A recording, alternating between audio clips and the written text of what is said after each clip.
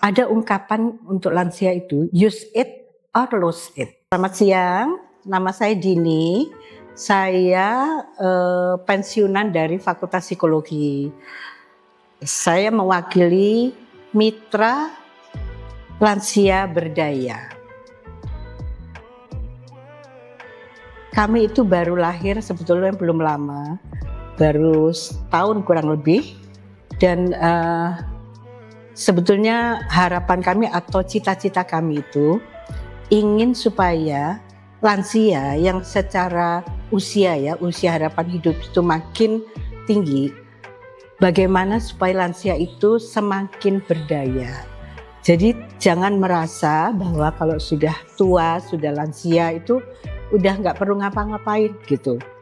Justru harus tetap berdaya. Tadi bahwa penyakit itu memang banyak ya, artinya multiple, berkawan-kawan istilahnya ya.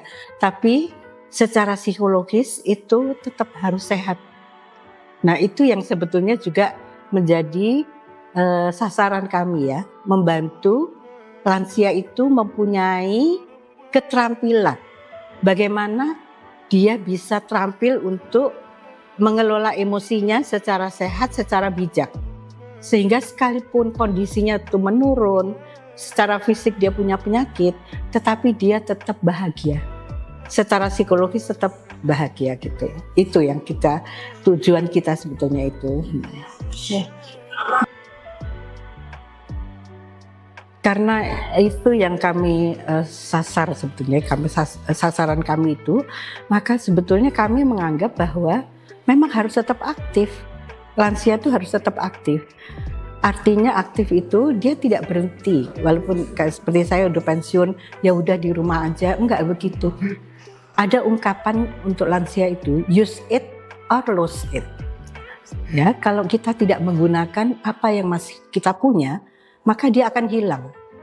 Nah, yang kita punya itu apa? Mungkin kekuatan fisik kita, secara kognitif kita masih bisa berpikir dengan baik misalnya gitu ya. Lalu itu kalau kita nggak gunakan, kita hanya diem duduk manis aja, hilang kemampuannya gitu. Jadi justru memang harus aktif supaya itu terus dirangsang dan bisa kalaupun mundur itu memperlambat kemunduran itu. Nah, itu bagus ya menurut saya, karena lansia sekarang itu pensiun itu kan ada yang umur 60 ya. 60 itu secara fisik dia masih sehat, masih bisa melakukan banyak hal gitu ya. Sehingga kalau dia diberikan kesempatan untuk itu bagus banget gitu ya.